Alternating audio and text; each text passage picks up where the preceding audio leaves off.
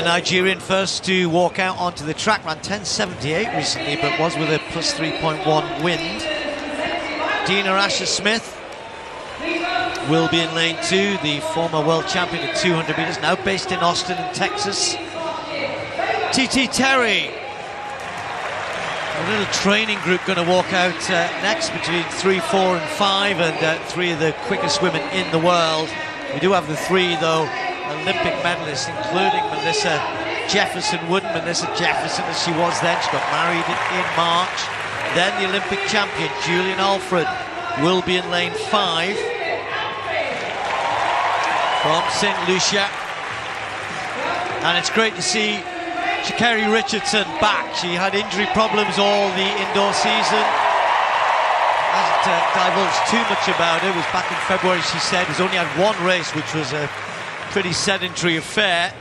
And then Tina Clayton and her twin sister Tia Clayton have been ripping it up for Jamaica. The 20-year-old did beat her sister at the National Championships just recently in 10.81. And then you've got the experience of Mary-Jose Talu-Smith from Ivory Coast, still running very well indeed.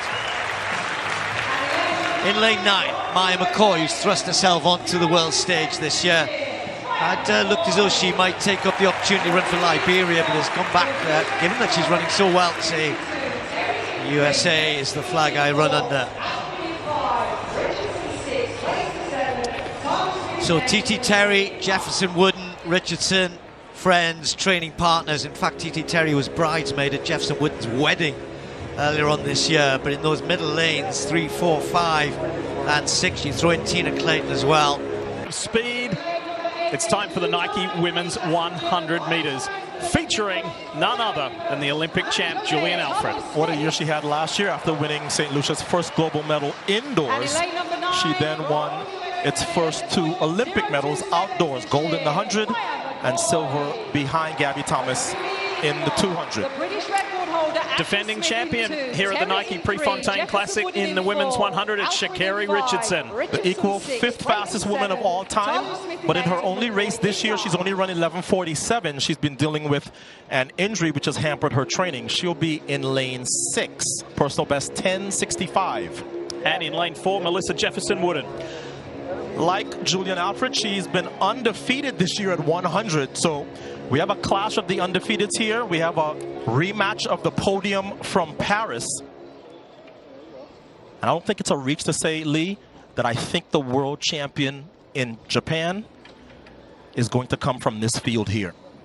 TT Terry starts in lane 3. Talu-Smith out in 8. Tina Clayton in there as well. Sha'Ccarri says, I just want a good, healthy race to lead me into nationals and worlds. We'll see how that goes. What kind of a start did Sha'Ccarri get? She's got work to do. Julian Alfred out nicely on the inside of her, Melissa Jefferson Wooden, and it's going to be Wooden. Yes, it is. Jefferson Wooden on the inside outdoes the Olympic champ. Into a minus 1.5 meter per second headwind, she runs 10.75, and it's why a lot of people, based on her Grand Slam exploits, are saying that Melissa Jefferson Wooden has a real shot at being world champion in the 100 this year. She got the bronze last year in Paris, but she has looked different this year. So it's not a surprise that this is our Prevagen memorable moment of the meet. What a great performance to defeat the Olympic champion and previously undefeated Julian Alfred. But more importantly, Melissa Jefferson rides a spectacular start and keeps her 100-meter undefeated streak going in 2025. And this was not close. The Olympic champion and third placer separate from everybody else. And Sha'Ccarri Richardson, 9th and last, 11.19. Notes him into a headwind. Minus 1.5, 10.75. What would it have been if we'd turned that wind around? Brilliant start from Jefferson Wooden there. 4 from top. And then Alfred came back, and Alfred, I thought, was easing past her mid-race. You don't often see a comeback like that through the second half from the early leader, but she found new speed in the second half, Jefferson Wooden. She dug so deep to take that win, Steve. I really thought after 60 metres, Alfred in the yellow, so powerful, accelerated between 20 and 50. I thought she'd got it. She went past Jefferson Wooden. She led at about halfway. Jefferson Wooden came back at her, and that is so rare in a 100. Yeah, a bit unlucky there, aren't we? Like you said, I was watching that replay halfway down the home straight. The clock's up minus 1.5, yet the flags don't look like Hey everyone, welcome back to the channel. Today we are breaking down one of the most exciting races of the season, the 2025 Prefontaine Classic Women's 100 meters. Melissa Jefferson Wooden took the win in an absolutely thrilling race, edging out Julian Alfred, who had been undefeated this year. But the big story here is how Jefferson Wooden held off Alfred and how her win compares to Sha'Ccarri Richardson, who have been fighting through injuries this season. Let's dive into the action and see how these two sprinters stack up. The race begins with both athletes lined up, and the first thing we notice is that Melissa Jefferson Wooden has an incredible start. She rockets out of the blocks and quickly takes the lead. This has been one of her strongest traits all season. She is explosive off the line, and it's paying off here. But Julian, as always, isn't far behind. We know how Alfred can close that gap quickly, and she's already pushing hard to match Jefferson Wooden's pace. The two of them are well clear of the rest of the field, and you can tell this is going to be a head-to-head battle all the way to the finish line. This is where the contrast between Jefferson Wooden and Sha'Ccarri Richardson becomes apparent. Richardson, who is also known for her powerful start, hasn't been able to replicate that kind of dominance acceleration in 2025 due to injury setbacks. At her best, Richardson's start is blazing, but today she is not in the race, and it's clear that Jefferson Wooden and Alfred are the two women setting the pace. Now, as we move into the final 30 meters, Julian Alfred starts to close in on Jefferson Wooden. Alfred's finish has been her trademark all season, and she's known for turning on the jets while it counts.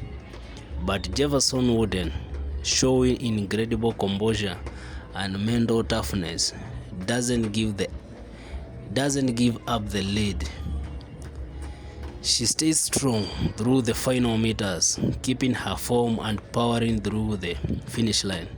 The mental game here is huge, where Richardson has sometimes struggled to maintain her speed in the last 30 meters of the race, especially against world-class competition like Alfred.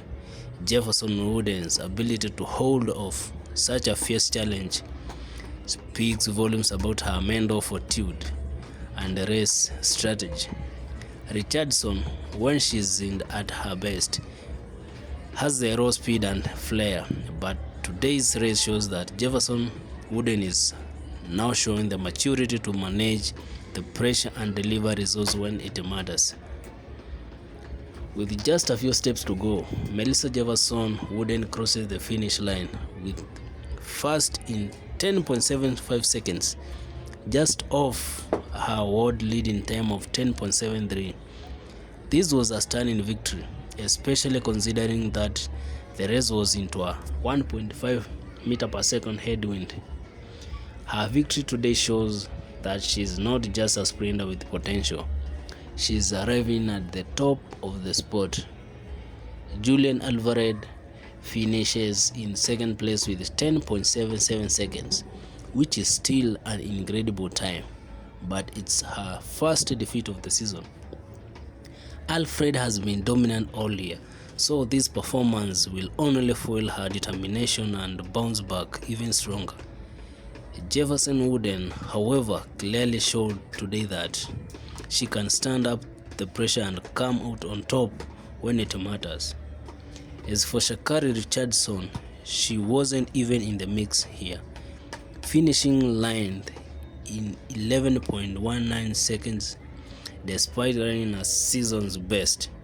This race highlighted the gap between someone who's fully healthy and firing on all cylinders like Jefferson Wooden, and someone who's still working through injury setbacks like Richardson. Richardson's potential is undeniable, but today it was Jefferson Wooden who stood tall. Looking at the comparison between the two sprinters, Jefferson Wooden and Richardson, it's clear that while they both have a light level of speed, their race strategies and current form are different. Jefferson Wooden has been consistent and powerful across the entire race, particularly in maintaining her form when the pressure is on. This win today shows that she has the maturity and the mental strength to handle world-class competition. Richardson, on the other hand, has the speed and the raw talent to compete with anyone on the start line, but after her injuries, it's clear she's still in the process of regaining her peak form.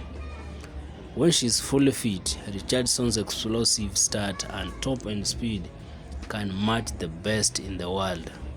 But as we saw here today, there's still work to be done before she can truly challenge the athletes like Jefferson Wooden and Alfred on a regular basis. To round up it all, the performance of Marie-Josée Tallow-Smith, who finished in third with a season's best of 10.90 seconds, shows that experience still plays a key role at the top of the women's 100 meters. Tallow-Smith has been around for a while and continues to show that she has the strength and consistency to stay competitive even as the younger stars rise. However, today was all about Melissa Jefferson Wooden, and her victory is a clear signal that she is a sprinter who is now ready to compete for global titles. Julian Alfred will likely regroup and be back in full form, but right now it's Jefferson Wooden who takes the spotlight. So what do we think about the future of these two sprinters? Can Jefferson Wooden keep this momentum going? Will Richardson return to her full speed and challenge for the top spots once again? I think we are in for an amazing season ahead, especially with these two talented women shaping the race for the World Championships later this year. Jefferson Wooden's confidence is at all-time high, while Richardson's resilience will be a key factor as she works her way back to the top. And that wraps our breakdown of the 2025 Prefontaine Classic Awards and Classic Women's 100 meters race. What did you think of the race? Can Jefferson Wooden hold her ground? Is Sha'Ccarri Richardson on the comeback trail? Let me know your thoughts in the comments below. If you enjoyed this race breakdown, don't forget to like, subscribe, and hit that notification bell so you don't miss any future updates and insights from the world of track and field. Thanks for watching, and I'll catch you in the next one. Adios.